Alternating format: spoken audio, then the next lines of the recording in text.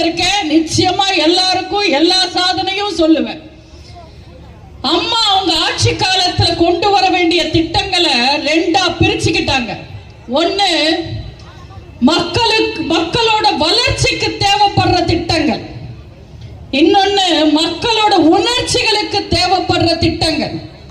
மக்களுக்கு வளர்ச்சியான திட்டங்களை அம்மா கொண்டு வந்த திட்டங்களோட லிஸ்ட் சொல்றேன், கேளுங்க. தமிழ்நாட்டில் லாட்டரிய ஒழிச்சாங்க நம்ம அம்மா.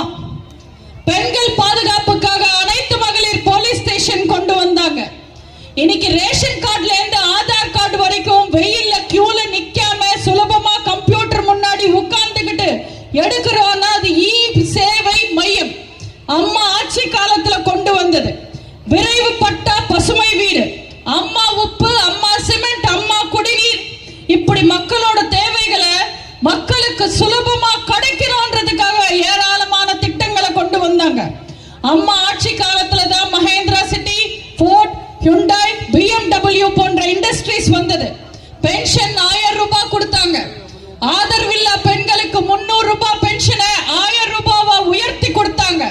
கர்ப்பிணி பெண்களுக்கு 12,000 ரூபாய் நிதி கொடுத்தாங்க. மழைநீர் சேமிப்பு திட்டம் கொண்டு வந்தாங்க. தீயணைப்பு துறையில பெண்களுக்கும் இடம் கொடுத்தாங்க. மினி பஸ் கொண்டு வந்தாங்க. மீன்பிடி தடை காலத்துல 1000 ரூபாய் உதவித்தொகையை 2000 ரூபாவா உயர்த்தி கொடுத்தாங்க.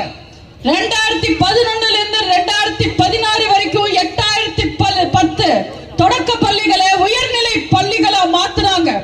402 உயர்நிலை பள்ளிகளை மேல்நிலை பள்ளிகளா மாத்தினாங்க. 65 புது கல்லூரிகளை தமிழ்நாட்டுக்கு கொண்டு வந்தாங்க. இன்னைக்கு பெண்கள் இலவச பயணம்